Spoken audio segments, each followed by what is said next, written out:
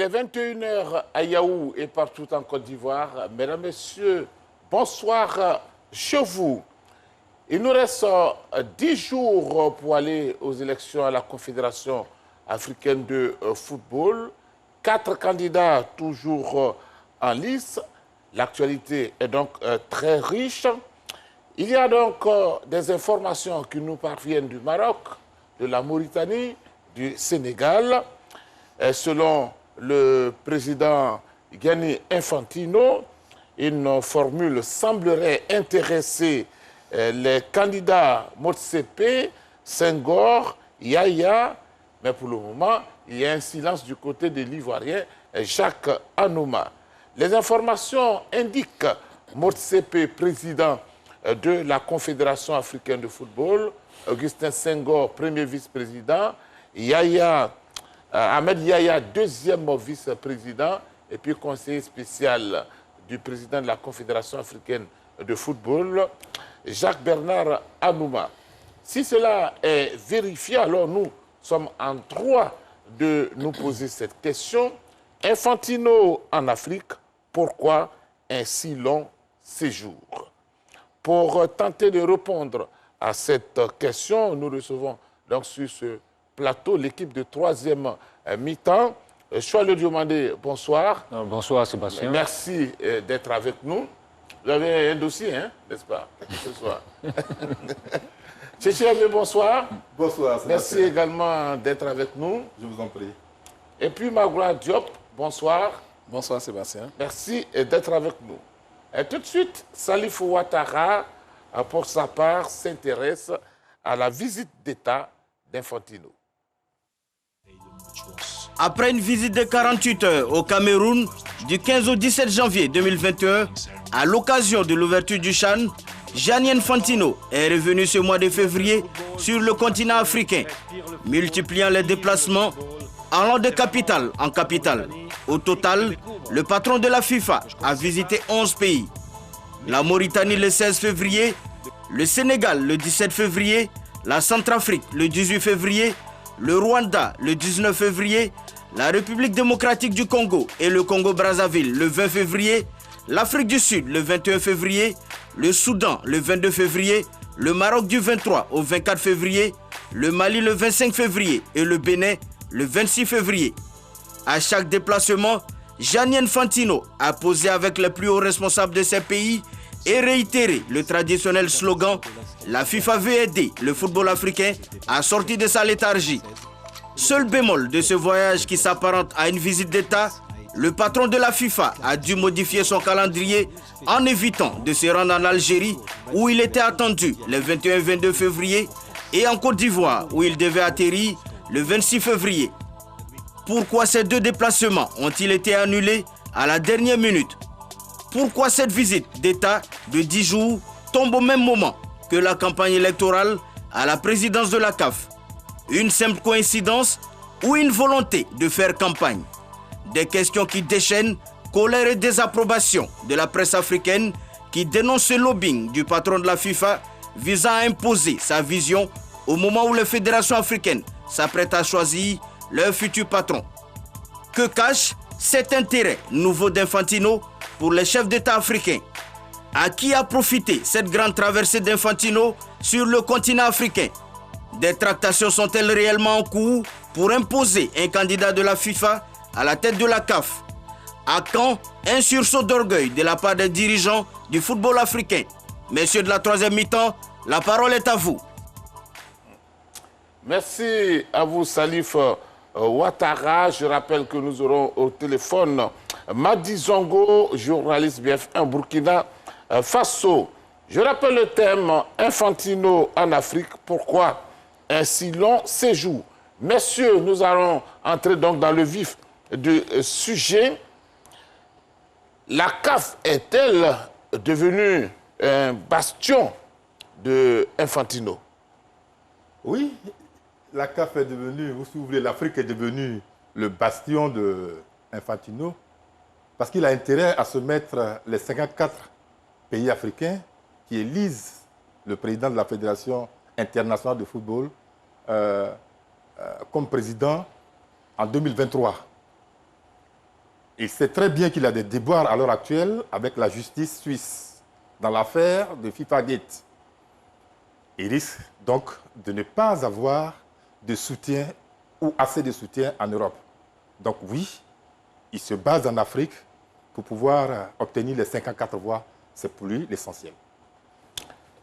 Monsieur Choix lui demandait, est-ce que l'Afrique est devenue le bastion de Fantino?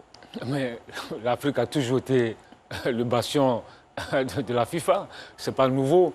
Même avec Blatter, on l'a vu avec Ayatou, c'est la même chose. Parce qu'il faut le dire, la FIFA, vous savez que la CAF, c'est quand même 54 pays. C'est quand même la confédération, une confédération assez importante, 54 pays. Donc, tous ces présidents de la FIFA, ils veulent avoir le contrôle de la CAF. On sait très bien que bientôt, c'est les élections à la tête de la FIFA. Donc, forcément, il veut avoir le contrôle de la CAF. C'est quand même 54 pays. C'est 54 voix. Parce que la voix de la Mauritanie, c'est la même voix que la voix de l'Angleterre et de la France. C'est une voix. On n'est pas à l'ONU où il y a le droit de veto. Toutes les associations ont le même nombre de voix. Donc, c'est pour vous dire que là, il faut le dire tout net, tout président de la FIFA veut avoir le contrôle de la CAF parce qu'il y a 54 pays. Et maintenant, c'est aux Africains, maintenant, eux, d'être responsables, ce qui n'est pas le cas. Monsieur Magloire Diop, que cache cet intérêt d'Infantino pour les chefs d'État africains? Pour les chefs d'État africains, bon, disons que c'est surtout pour le contrôle du football africain qu'il parcourt les palais du continent. Je pense que M. Infantino, ce qui se joue pour lui là, c'est sa réélection en 2023 pour un troisième et dernier mandat. Mais là, moi, je commence à avoir peur du personnage parce que je me demande bien, à ce rythme-là, s'il ne va pas tripatouiller les textes de la FIFA pour qu'il reste plus longtemps que 12 années à la tête de cette institution. Mais pour ce qui est de l'Afrique, il entend vraiment contrôler la Confédération africaine. Je n'irai pas jusqu'à dire que c'est son bastion, parce que quand on a un bastion, on ne déploie pas autant d'efforts, voilà, d'énergie qu'il est en train de dépenser, et puis en plus de quelle manière? De façon vraiment brutale, de façon peu recommandable, pour ne pas utiliser certains mots ici, pour ne pas choquer certains téléspectateurs, parce qu'après tout, nous sommes dans le domaine du sport, mais j'ai le net sentiment que M. Infantino fait tout pour mettre l'Afrique à ses pieds et il utilise les armes en sa possession que lui ont donné les Africains eux-mêmes. Ces armes-là, il a commencé à les avoir en 2017, quand il a battu campagne pour Ahmad Ahmad, et que l'Afrique, dans sa volonté de voir un changement à la tête de la Confédération africaine et donc de voir partir le président Issa Hayatou, a prêté le flanc à faciliter la tâche à M. Infantino pour l'élection de 2017. C'est de là que tout est parti. Et il a réussi à faire élire M. Ahmad. Il a contrôlé la CAF sous M. Ahmad. Le problème, c'est qu'à un moment donné, M. Ahmad en avait marre et donc a voulu prendre une certaine indépendance, de même que certains présidents des fédérations africaines qui aussi en avaient marre de cette trop grande ingérence de la FIFA dans les affaires de l'institution. Et dès que M. Infantino a senti qu'il commençait à perdre comment on appelle, son influence sur le continent africain, la première des choses, c'était d'abord de décapiter la CAF. Donc c'est pourquoi la FIFA a fait suspendre le président de la Confédération. En faisant suspendre le président de la Confédération, elle fait régner une sorte de terreur pour tenir, comment on appelle, en respect tous ces présidents de fédération. Aujourd'hui, c'est la grande peur sur le continent. Tout le monde a peur de ce président-là qui sème la terreur partout où il passe. Et là, aujourd'hui, Sébastien, je pense que M. Infantino, il a tout l'air d'un dictateur. Alors, allons-y, est-ce que vous partagez l'avis de Magloire Diop? Oui, un peu, mais je dirais que Infantino, il sait pertinemment que les chefs d'État peuvent influencer le comportement des candidats. Voyez-vous? Alors que dans les textes de la FIFA, puisque vous parlez, c'est votre question, c'est les visites qu'il rend aux chefs d'État. Il sait que les chefs d'État des différents pays qu'il visite peuvent influencer le comportement des candidats ressortissants de ces pays-là. Et du coup, or, les textes de la FIFA interdisent la politique, les gouvernants et les chefs d'État d'interférer dans les affaires des fédérations. Vous voyez l'incongruité de ces gens-là. En Afrique, on promet de développer le football.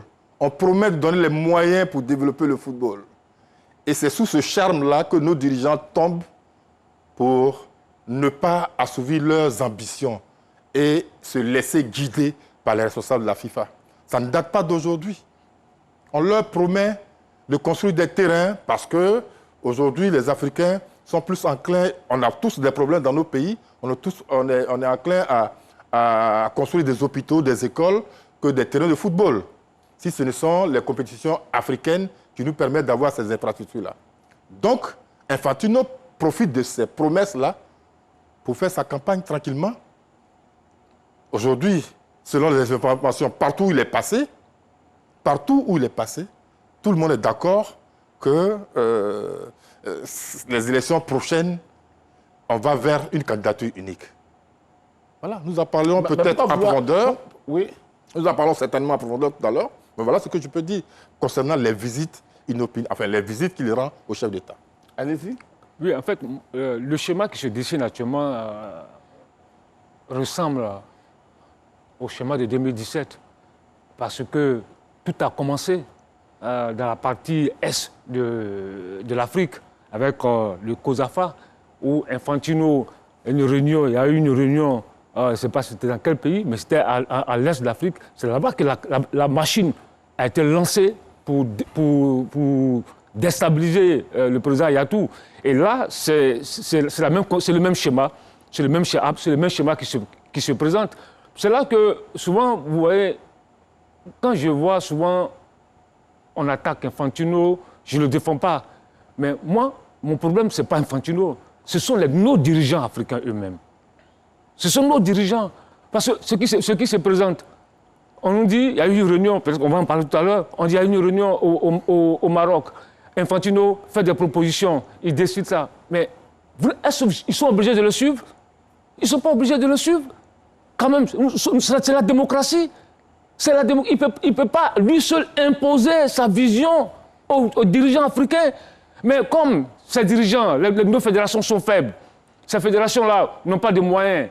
Et quand tu regardes bien toutes ces associations africaines-là, c'est l'argent de la FIFA.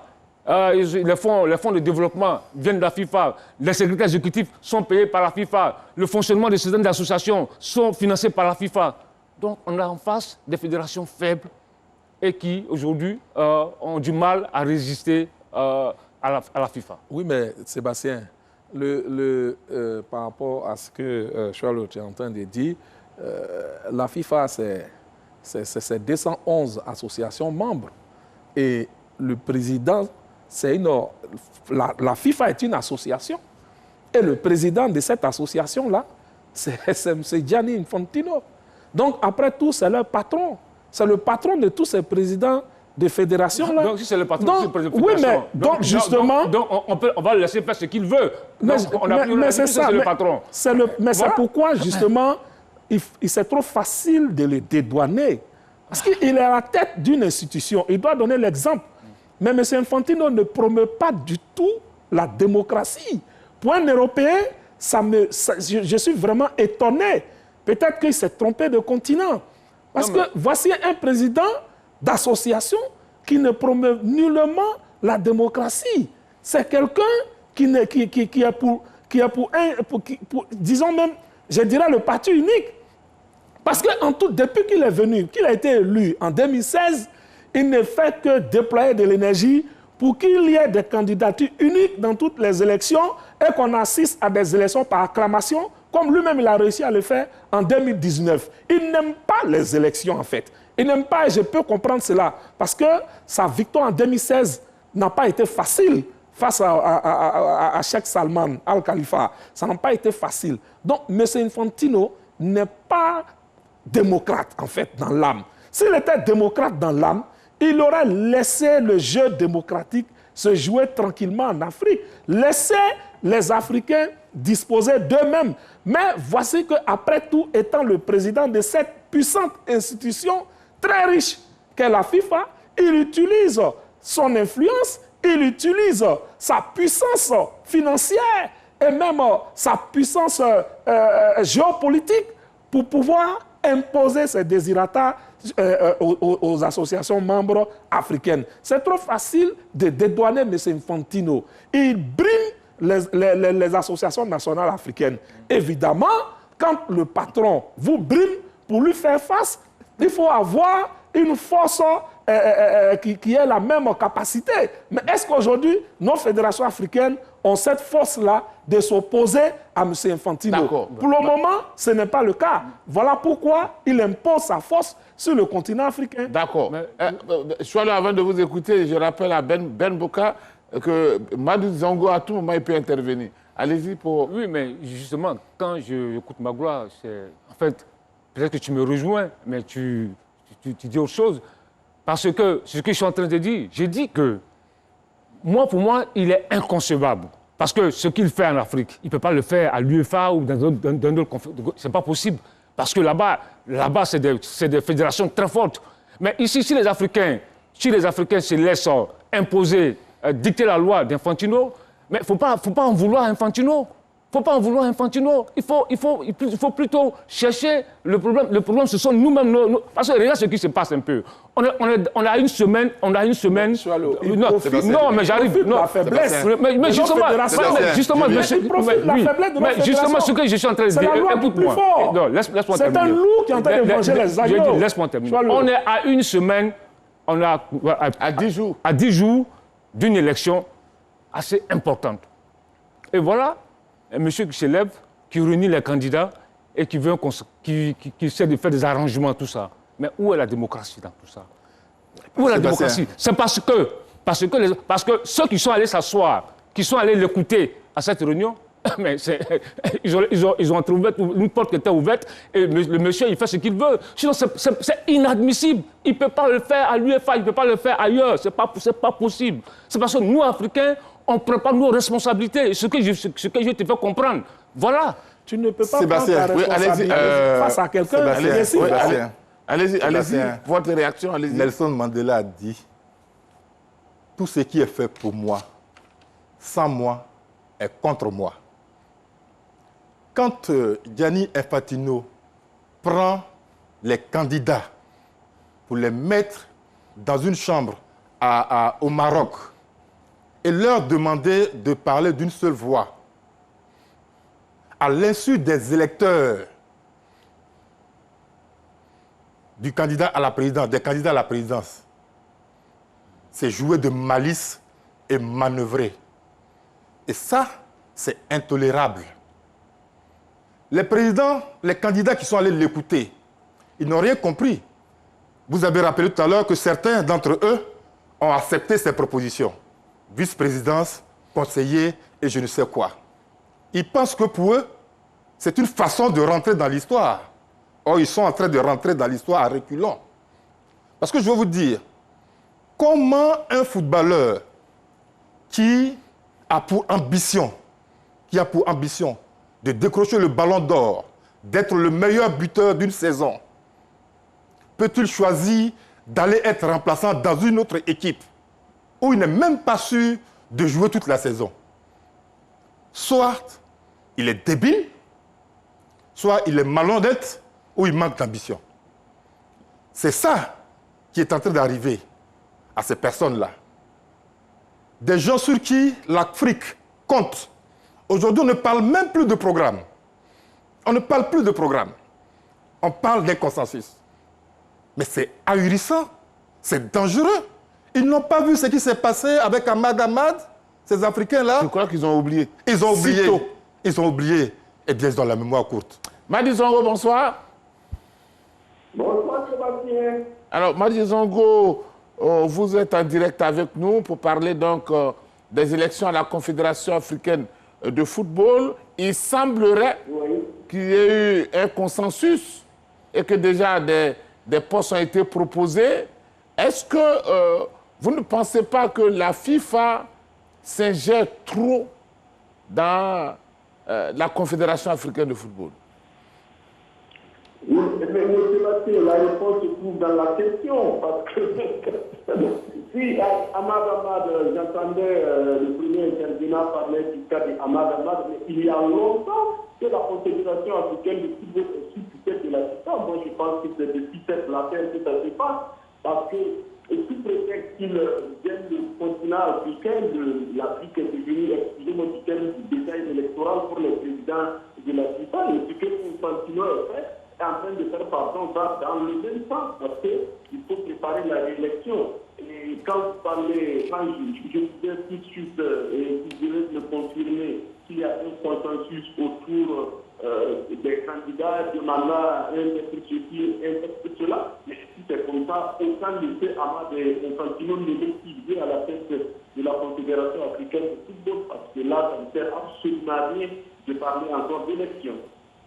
Alors, Madi Zongo, comment vous, en tant que journaliste, comment vous voyez un peu la gestion du football africain quand on suit peut-être à la lettre ce que dicte la FIFA? Mais je vous dis, Sébastien, ce que j'ai toujours pensé, tant que le football africain sera financé à 90 voire 95% par des fonds extérieurs, je veux parler de ces grandes multinationales venues d'Occident dont vous connaissez les noms, tant que la même formation est gérée par la FIFA, tant que l'Afrique ne pourra pas s'émanciper avec nos entreprises pour prendre en main notre football, vous ne pouvez pas demander à quelqu'un de vous donner à manger et pouvoir parler à une fois devant lui. Je crois que c'est un comité ivoirien, Michel, pour ne pas le citer, qui dit que la main qui donne est toujours en haut, et c'est normal que le football africain soit ainsi. Parce que le football africain n'existe que vraiment par rapport à cette gestion par les Africains. Et 4 fois, je ne sais pas, Ligue des champions quoi, Ligue des champions si. Mais nos dirigeants, excusez, c'est un peu à l'image des États, sont tout simplement des dirigeants de la FIFA. Ils ne peuvent pas faire ça en Amérique latine, ils ne peuvent pas faire ça en Asie. Mais il n'y a qu'en Afrique où le président de la FIFA est véritablement le président de la CAF, et le président de la CAF est tout simplement un gars qui est là pour lui dire je sais que tu passes et tu fais. Mais ça dépend de nous, c'est de notre faute, parce que l'indépendance qui devrait permettre à notre football de s'exprimer correctement, si nous ne la cherchons pas, les gens cherchent toujours la course d'échelle. Et c'est parce que c'est plus facile de recevoir les fonds de la FIFA et de ne pas justifier, parce que la FIFA demande aux États de les rien dire et de s'enrichir. Et tout le monde croit aujourd'hui, si on doit faire des investigations dans la Fédération africaine, excusez-moi de le dire, mais il y a beaucoup qui vont aller dormir les éléphants. Donc, le football africain ne peut pas être indépendant à l'image de nos États véritablement, tant que c'est la FIFA qui sera de propre force. D'accord. Vous restez avec nous? Vous voulez réagir? Alors, à la suite de Madi Zongo. À la suite de Madi Zongo? Oui. Bon, allez-y. Non, ce que je voulais dire, j'étais en train de vous dire, Sébastien, que M. Infantino terrorise les fédérations africaines. Voici, regardez bien, l'Afrique du Sud a une influence en Afrique, parce que c'est un grand pays africain, et comme Charles Aïe a le démontré tout à l'heure, Gianni Infantino a cherché à prendre le contrôle de l'Afrique en passant d'abord par la zone australe. C'est ainsi que, comme il a eu à le faire au temps d'Ahmad, cette fois-ci, il a eu à susciter une autre candidature. Le président Danny Jordan de la Fédération sud-africaine n'étant pas partant pour cette élection, ils ont eu à susciter cette candidature de Patrice Motsepe. Mais il s'est rendu compte que ça ne suffisait pas. Il s'est rendu compte que ça ne suffisait pas. Donc, l'Afrique du Sud, l'influence de l'Afrique du Sud et même de la zone australe de l'Afrique ne suffisait pas. Les milliards de Patrice Motsepe ne suffisaient pas. Qu'est-ce qu'il fallait donc faire? Il fallait en ce moment-là maintenant aller vers le Maroc. Parce que, souvenez-vous, le président de la fédération marocaine, quand il devait entrer à la Confédération africaine, au comité exécutif de la CAF, en 2017, à l'élection de 2017, le président Ahmad a eu 34 voix. Mais le président de la fédération marocaine a eu 47 voix. Donc, c'est pour vous dire l'influence du Maroc sur les pays d'Afrique subsaharienne, dont la plupart ont des accords bilatéraux avec le Maroc. Donc, cette influence du Maroc-là, quand Infantino l'a senti, il est allé alors vers le Maroc pour pouvoir influencer. Parce que c'est comme ça, quand il ne peut pas directement, il passe par d'autres qui ont de l'influence sur vous. Et c'est ainsi qu'à travers l'influence du Maroc, il est en train de brimer les pays d'Afrique australe. Alors, M. Infantino, s'il arrive ainsi à, ces pays-là même panafricains qui devaient œuvrer pour l'indépendance de l'Afrique et qui l'ont souvent démontré, des pays comme le Maroc et l'Afrique du Sud, s'il arrive à les mettre sous son joug, alors, que peuvent les autres fédérations? C'est pourquoi j'ai dit, il est en train de terroriser le continent et ça, ce n'est pas bon. Nous avons besoin d'un président qui puisse promouvoir la démocratie dans le sport et en particulier dans le football. Mais Infantino n'est pas cette personne. Soyez d'abord. Oui, au-delà de ce que Maglo a dit, il faut aussi expliquer que d'abord dans la stratégie d'Infantino, il avait un plan A et un plan B. Le plan A, Motsepe, le plan B, Yaya, la Mauritanie. Ça, c'est les deux plans. Donc, Jacques Anouma ne rentre pas dans le schéma de M. Infantino. Je ne sais pas pourquoi. Pourtant, à l'époque, ils étaient amis. Je ne sais pas ce qui s'est passé. Les deux peuvent nous l'expliquer. Et puis, au-delà même de cette élection, il y a aussi des élections qui vont se tenir.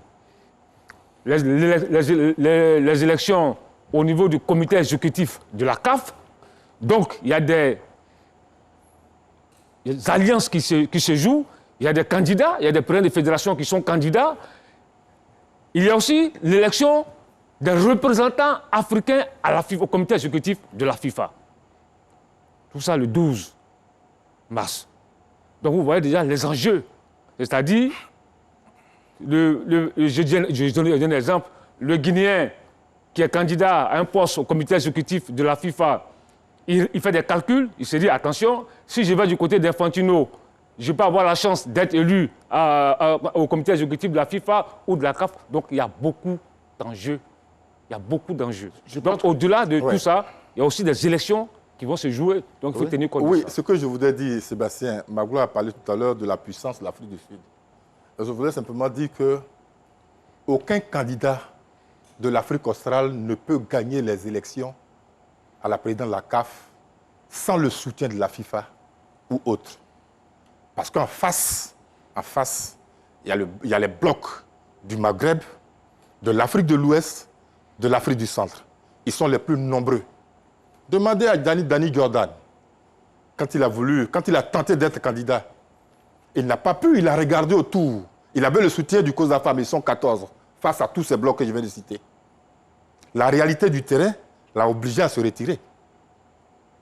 Donc, quand Infantino choisit Motsepe, il a déjà le parapluie personnel de Infantino, mais il cherche maintenant à rallier tout le continent après l'Afrique du Sud. Voilà la réalité du terrain. Sébastien, le gros problème d'Infantino, c'était l'Afrique de l'Ouest. C'était l'Afrique de l'Ouest. Et donc, ayant réussi à susciter cette candidature-là dans la zone australe par le biais du président de la Fédération sud-africaine, M. Danny Jordan, c'est ceux-là qui sont allés chercher Patrice Motsepe. Donc, ayant réussi à le faire, il a également eu le soutien de l'Égypte, qui est un des pays fondateurs de la CAF. Et donc, c'est très important d'avoir le soutien de l'Égypte. Et il s'est arrangé à mettre le Maroc sous son joug. Mais s'il a voulu mettre ainsi, parce que le Maroc compte dans le football africain, mais s'il a voulu ainsi maîtriser le Maroc, mais c'est parce qu'il sait l'influence que le Maroc a sur les pays d'Afrique subsaharienne. Et comme je vous l'ai dit tout à l'heure, il y a des accords entre le Maroc et la plupart de ces pays-là. Et Infantino a joué dessus. Donc aujourd'hui, indirectement, il passe par le Maroc.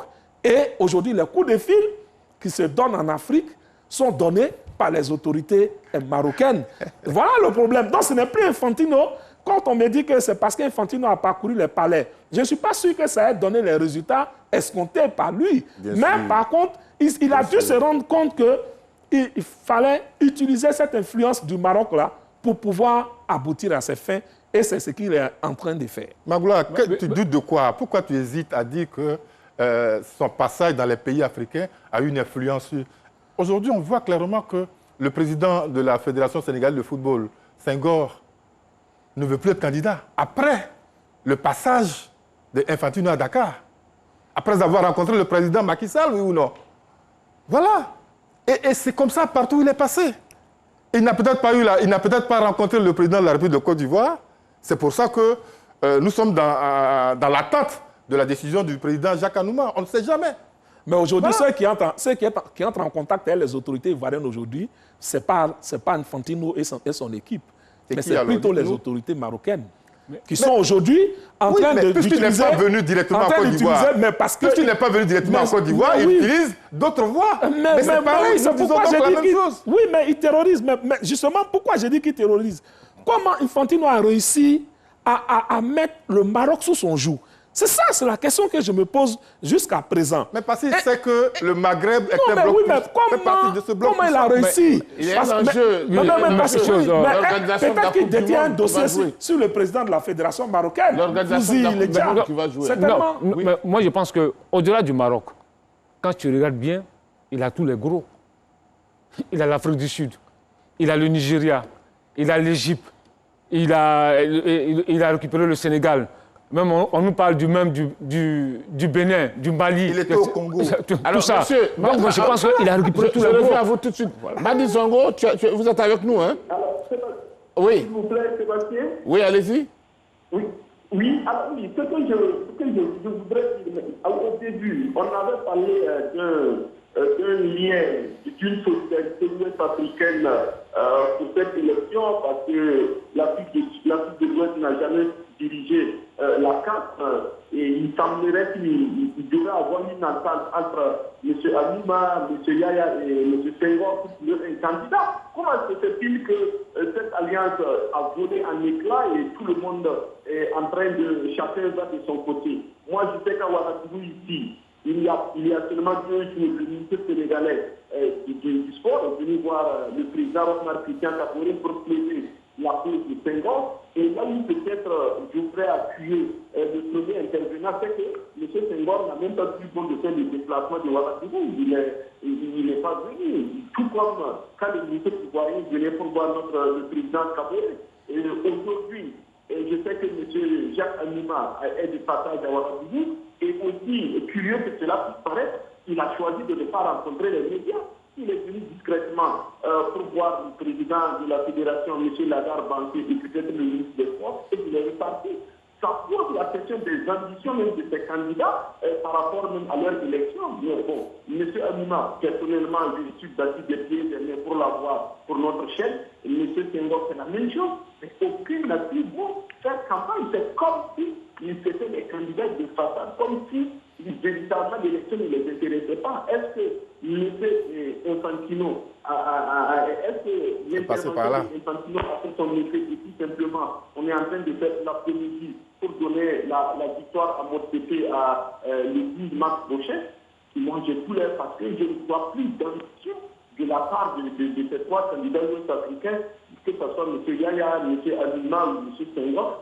Et moi, la question que je me pose, est-ce qu'ils ne sont pas rentrés dans les rangs? Et je ne serais, en tout cas, je ne serais pas surpris que M. Motsepe fasse une libre. Par rapport à l'influence du Maroc, oui, le Maroc a eu de très bonnes relations, par exemple, avec la Fédération burkinabé de football, mais je ne pense pas que cela pourrait faire pencher la balance si seulement il y avait une certaine offensive de ces candidats ouest-africains-là, parce que quoi qu'on dise quand même, la solidarité sous-régionale devrait pouvoir jouer dans ce genre d'élection. D'accord. Madi Zongo, en tout cas, merci pour votre participation à ce numéro de 3e mi-temps. Merci beaucoup. Alors, je vais le demander, M. Tchétché Aimé Magloire Diop, la question qu'on se pose, hein, en tout cas je me pose cette question, est-ce qu'aujourd'hui, après cette rencontre, et face au comportement des différents candidats, est-ce que c'est une élection sérieuse qu'on aura droit le 12? Écoutez, moi je pense que ce sont des nominations ou élections? Les descendants pipés, c'est une affaire qui est pliée. Pour moi, quand tu regardes un peu comment les choses vont, tout à l'heure je parlais, quand tu regardes un peu tous ces grands pays-là qui sont avec Infantino, maintenant, quand j'ai lu des trucs aujourd'hui sur les déclarations de Jacques Anouma, qui est un peu hésitant, qui parle de rencontrer la vie du chef de l'État ivoirien avant. J'ai dit non, il faut qu'il évite ces hésitations, il faut qu'il se jette à l'eau.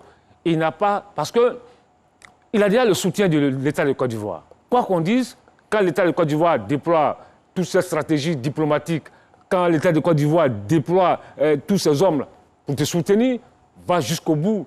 Il a 69 ans, c'est sa dernière carte. Il n'a rien à perdre.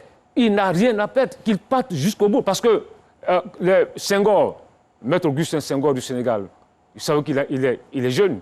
Il doit avoir 55 ou 56 ans. Il a encore le temps de briguer, le poste de choses, le président de la CAF. Le Mauritanien, il a 44 ans. Ils sont encore jeunes. Mais je pense que Jacques, pour moi, doit aller jusqu'au bout. Parce que là, c'est vraiment trop facile. Il faut qu'il se jette à l'eau, qu'il parte au bout, quel que soit ce qui va arriver. Oui. Voilà. Oui, et je partage votre avis, sauf que je ne suis pas d'accord quand vous dites qu'ils sont jeunes. Parce qu'ils sont jeunes, ils peuvent attendre. Non, c'est bon, c'est une façon de parler. Une façon de voilà. parler. Parce que quand je vois un monsieur comme Yaya, le président de la Fédération mauritanienne de football, qui a été présenté comme un modèle dans toute l'Afrique pour le développement entamé en Mauritanie. On joue aujourd'hui la CAN U20 en Mauritanie. Ce n'était pas prévisible, ça. Il a fallu qu'il vienne là. Donc, c'est quelqu'un de compétent. Quand je vois le président Augustin Senghor,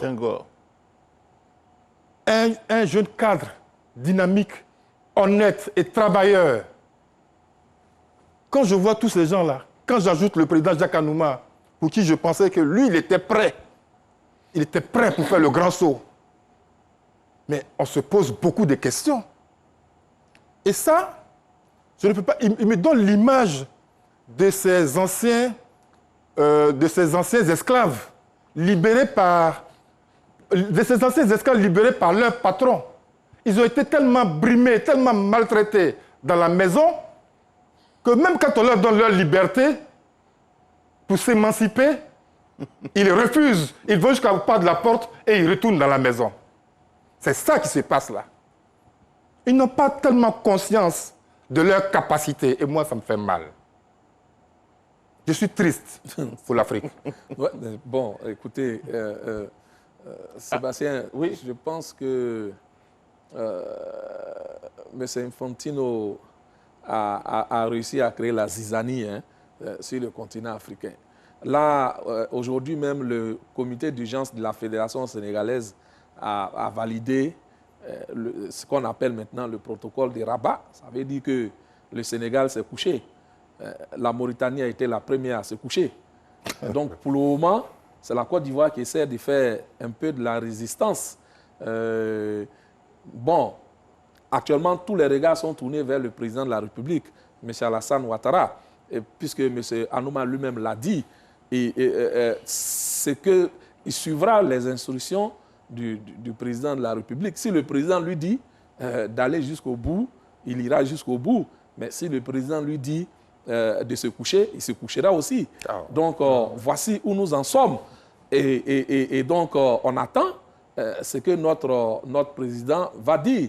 Mais une situation assez compliquée quand même. Oui, mais moi, je pense que c'est une fuite en avant. Non, mais c'est se cacher derrière une décision du chef de l'État. Moi, je pense que c'est une fuite en avant. Où il part, au combat. Il va au combat. Il peut pas aller.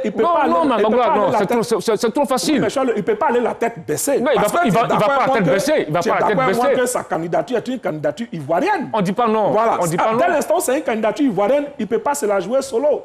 Non, pas possible. Il ne la joue pas solo. Il ne la joue pas solo. Il a dit, après la rencontre du Maroc, il doit maintenant revenir à sa base.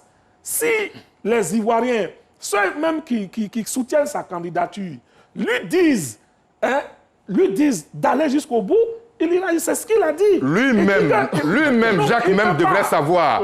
Magloire, Jacques même devrait savoir, pour la qualité d'homme qu'il est, le poste qu'on lui propose là, le poste de conseiller spécial du président. Il sait très bien que le président de la CAF peut se tenir ses réunions sans sa présence. Non, ce n'est pas ça le problème. Je dis, vous semblez vraiment... de faire valoir. Vous semblez... Alors qu'il a d'autres ambitions pour la CAF. Vous semblez négliger la partie qui est en train de se jouer actuellement. Non, elle n'est plus... On a écouté tout à l'heure notre confrère burkinabé. Ça ne se passe même plus entre les fédérations. Ça ne se passe même plus entre les fédérations. Maintenant, c'est des coups de fil entre les palais. Et si c'est comme nous qui imaginions les propos, je dirais oui. Mais c'est M. Anoma lui-même qui l'a dit. Il a dit lui-même qu'aujourd'hui, il attend les instructions de l'État de Côte d'Ivoire, du président de la République. Donc, le dit là, je ne suis pas en train d'inventer quelque chose. Et c'est ce qui sera. Si le président, notre président, lui demande, lui dit d'agir selon sa conscience, M. Anoma l'a dit, cet accord-là, il estime qu'il est antidémocratique et qu'on ne peut pas décider à la place de ces fédérations-là qui sont les électeurs. Donc, voilà, puisqu'on n'a pas demandé leur avis pour faire cet accord-là, pour lui, cet accord-là, c'est un accord qui met en avant des ambitions personnelles. Donc, lui, il veut aller aux élections. Mais si le président de la République lui demande de ne pas y aller, mais il n'ira pas. Mais Magloire, il ne faut pas rêver. Non, écoute-moi. Moi, je pense que... Toi, tu veux que le président lui dise ne va pas et que lui, il dise non, président, excuse-moi, j'ai beaucoup de respect pour toi, mais j'irai quand même à cette élection. Non, c'est pas... Non, attends, calme-toi, il faut te calmer. Ce n'est pas ce que je dis. Ce que je veux te faire comprendre. Monsieur Anouma, il est un peu trop frileux. Moi, je ne suis pas surpris de ce schéma-là. Il est un peu trop frileux. Ce n'est pas un tueur. Parce qu'aujourd'hui, il a eu quand même le soutien du chef de l'État de Côte d'Ivoire. Il y a des ministres qui sont allés en campagne partout. Et il le dit lui-même, que la décision là n'est pas bonne. Mais si la décision n'est pas bonne, mais tu prends position. Non, je suis contre cette décision. Moi, je vais aux élections. Je vais aux élections. Mais voilà. Mais pourquoi si le président lui demande de se retirer. Le président s'exprime d'abord. Attendez. Qu'il s'exprime d'abord avant que le président de la République... Il a dit que lui, il veut aller aux élections. Il a dit. Mais si tu vas aller aux élections, tu ne dis pas que... Il ne doit pas nous dire qu'il va aller aux élections. Il a dit. Jusqu'à aujourd'hui, il est le seul qui affiche sa volonté d'aller à ces élections-là. C'est pas une volonté manifeste. C'est pas une volonté manifeste. Mais c'est une volonté manifeste. Elle est clairement exprimée. Honnêtement, je suis déçu de sa démarche. Non. Je pense qu'il y a des pressions politiques dans cette affaire. La question que je pose, est-ce qu'ils sont satisfaits des postes qui ont été proposés? Non, pour M. Anoma, c'est une foutaise. Pour M. Anoma, c'est une foutaise. C'est une foutaise. Je vous dirai pourquoi. Je vous dis pourquoi. Pourquoi c'est une foutaise. Moi, j'en ris même. Parce que je ris de mes travaux. Je vous dirai pourquoi c'est une foutaise. Aux candidats mauritaniens et sénégalais, on propose des postes de vice-président. Et à M. Anoma, on propose l'Ivoirien, on lui propose un poste de conseiller spécial, qui n'est même pas un poste statutaire. Alors que Sébastien, les textes de la CAF disposent que 2 membres, après l'élection à la présidence, là, le président de la CAF, nouvellement élu, peut coopter 2 membres. C'est les textes qui le disent. Donc, c'est selon sa propre volonté, il peut coopter 2 membres et il propose au comité exécutif et le comité exécutif entérine l'entrée de ces 2 membres. Pourquoi ne pas avoir proposé à M. Anoma le fait d'entrer au comité exécutif en tant que membre coopté par M. Patrice Motsepe? Est-ce que vous pensez que ça aurait résolu le problème de la CAF? Non, mais au moins... Il parle un peu de considération de la considération. Au moins, ça aurait une valeur de considération. Mais là, en lui proposant d'être conseiller spécial, c'est lui montrer... C'est la preuve qu'il ne veut même pas le voir là-bas. Ils ont pour lui... Pourquoi cet homme est si gênant? Mais parce que c'est lui qui peut battre Patrice Motsepe. Mais il est gênant. Sébastien, oui. Je suis convaincu que si Motsepe, Infantino était sûr que Motsepe allait écraser ce scrutin-là, il n'allait jamais proposer un tel schéma. Je suis d'accord avec toi aussi. Il n'a jamais proposé un tel schéma. C'est parce qu'il sait, sans doute, parce qu'il y a eu quand même, on a quand même toutes ces informations. On a des informations. Il y a un sondage qui a été fait. Motsepe est en difficulté sur le terrain. Il propose ce schéma pour le sauver. C'est pourquoi je dis non, c'est un vote à bulletin secret. C'est pourquoi je dis que M. Jacques Anouma doit aller jusqu'au bout. Parce que, pour moi... C'est aussi un appel à nos autorités. Parce qu'elles aussi, elles sont interpellées. Non, mais j'arrive, mais en le disant, c'est un appel d'urgence aussi à ces autorités-là. Parce que... N'allons pas dans ce sens. Oui, d'accord, désolé. Parce que, quand même, il a été dirigeant de la Fédération ivoirienne de football, président de l'UFOA, membre du comité exécutif de la FIFA. Mais aujourd'hui, qu'est-ce qui lui manque? C'est la tête de la CAF. C'est un aboutissement, le sommet. En lui proposant un poste de comité, de conseiller spécial. Ça n'a pas de sens. Moi, pour moi, ça n'a pas de sens. On a déjà eu ça en Côte d'Ivoire. M. Simplice Zinsou était pendant longtemps le conseiller spécial de M. Issa Yatou. Voilà.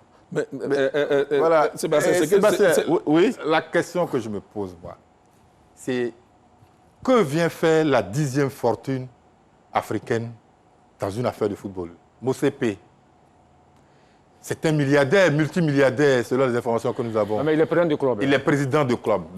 C'est même pas lui qui... 10e fortune. Il n'a même pas, c'est même pas lui qui... 10e fortune propriétaire africaine. Qu'est-ce qu'il vient faire là? Si ce n'est de laisser le champ libre, parce qu'on peut croire qu'il va venir mettre de l'ordre. On n'a jamais vu son programme, de toute façon. Le seul programme que nous, on a vu, c'est celui de Jacques Anouma. Et c'est celui-là qu'on trouve cohérent. Motsepe, on n'a jamais vu son programme. Bref, il vient faire quoi à la tête de la Confédération africaine de football? Ce n'est pas qu'il manque d'ambition. Tu ne peux pas l'empêcher d'être... Moi, je considère, et mon analyse toute bête, c'est que tel que Infantino a manipulé les Africains, les présidents de fédérations africaines, pour mettre Ahmad Ahmad à la tête, et aujourd'hui, ces mêmes présidents portent encore des lunettes noires. C'est-à-dire qu'ils n'ont pas vu ce qui s'est passé avec Ahmad Ahmad. Et aveuglément, ils sont en train de suivre le même Infantino, dans le même scénario, avec Motsepe. J'ai l'impression, moi, que les postes qui sont déjà partagés, Motsepe président, Augustin Senghor, premier vice-président, Yaya, deuxième vice-président, Jacques Anouma conseiller. Le mandat, c'est 4 ans. Je pense que chacun aura 1 an, et puis après, la machine Infantino va broyer la personne. Alors, ils vont faire des remplacements comme ça. Oui, puisque, finalement, ce sont des candidats affaiblis maintenant. Oui, bien sûr. Mais écoutez, moi j'espère et je souhaite vraiment ardemment que je connais quand même mon pays, la Côte d'Ivoire. On n'est pas de nature à se coucher aussi facilement. Parce que nous sommes battants dans l'âme. Et nous sommes démocrates dans l'âme. Et nous aimons aller jusqu'au bout de nos ambitions. Quitte à nous fracasser le nez. Mais au moins, on aime aller jusqu'au bout de notre logique. Le souci, Magloire, c'est que c'est la FIFA qui vote pour nous. Hein. Et donc... ça aussi, c'est un souci. Bien sûr. Et donc, c'est le comité de normalisation qui vote pour je crois, oui. Ouais, donc, ça veut dire que la Côte d'Ivoire n'est pas sûre d'avoir la voix. Oui, j'espère ardemment que vraiment toute la Côte d'Ivoire va s'aligner derrière M. Anouma pour lui dire d'aller quand même à ces élections-là. Pour qu'on connaisse son poids véritable. S'il doit se faire humilier, on encaissera tous l'humiliation.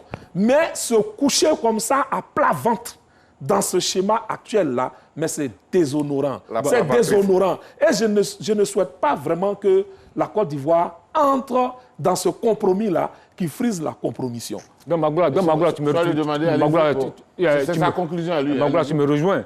Moi, je pense qu'il est grand temps que les autorités ivoiriennes, c'est vrai, la FIFA est puissante, c'est vrai, Motsepe, c'est un multimilliardaire, c'est vrai. Mais laissez M. Jacques Anouma, soutenons-le, aller jusqu'au bout, quel que soit le résultat. Vous ne pensez pas que c'est un risque? Non, il n'y a pas de risque. Il n'a rien à perdre. Aux élections. Il n'a rien à perdre parce que ce qui se trame déjà, je pense qu'il faut s'affirmer, il faut aller, et puis c'est tout. Jacques Anouma a dit ce n'est pas une question de mort ou de vie lors de sa conférence de presse. Donc, ça veut dire qu'il n'est tenu par personne. Il doit aller jusqu'au bout. C'est mon avis. Il doit aller jusqu'au bout pour démontrer que l'Afrique a changé. Et l'Afrique peut changer avec des hommes comme lui. C'est ça que je lui demande. Que c'est ça que nous lui demandons. Est-ce que c'est pas ce qui fait qu'il est un peu craint quand même par... mais bien sûr, mais bien sûr, parce qu'il veut gouverner la carte autrement. Et ça, les gens ne l'acceptent pas. Il fait peur parce qu'on lui prête Déjà, un budget de campagne de 10 milliards. Déjà, Ah non. déjà, mais c'est déjà lors de la dernière élection de Ahmad Ahmad, ridicule. la Côte d'Ivoire n'avait pas soutenu, n'avait pas élu Ahmad Ahmad. La Côte d'Ivoire a voté Ayatou. A voté Ayatou. En 2017. Voilà. Et ça, les gens ne l'acceptent pas. Voilà, merci, Et monsieur. la Côte d'Ivoire n'a pas voté Infantino aussi en 2016. Merci, voilà. monsieur. Merci, monsieur. Donc, Nous on n'est pas avons sorti de donc l'auberge. bouclé le temps de cette émission, de ce numéro 60 de troisième mi-temps. Merci de nous avoir suivis. Nous étions chez vous. Je sais que vous avez pris part et vous avez bien participé à ce numéro de troisième mi-temps. On se donne rendez-vous mercredi prochain. Bonne suite de programme sur RTI 2.